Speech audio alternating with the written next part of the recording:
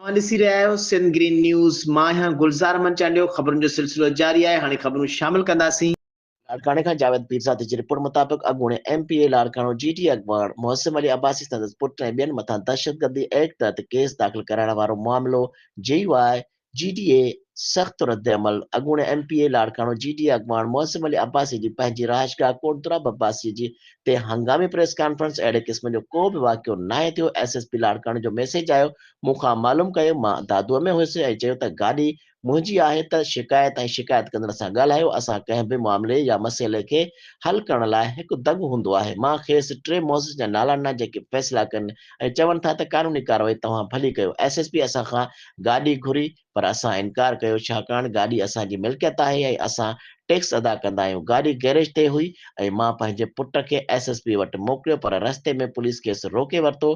मां क़बूलियो त गाॾी मुंहिंजी आहे ऐं असां मसइले खे हल करण पे घुरियो पर उन जे बावजूदि असांखे दॿाउ में आणण लाइ FIR दाख़िल कराई वई आहे। मां मुसलसल 4 ॾींहंनि ताईं SSP लाड़काणो सां राब्ते में आयुसि ऐं मामले जी शफ़ाफ़ जांच करण जो चयो। SSP लाड़काणो खे ख़बर आहे त छा मामिलो आहे पर उन जे बावजूदि हुन सियासी चुच ते केस दाख़िल करे छॾियो। SSP खे साबित करे केस दाख़िल करणु घुर्जे हा। IG सिंध DIG लाड़काणो मामले जी शफ़ाफ़ कनि।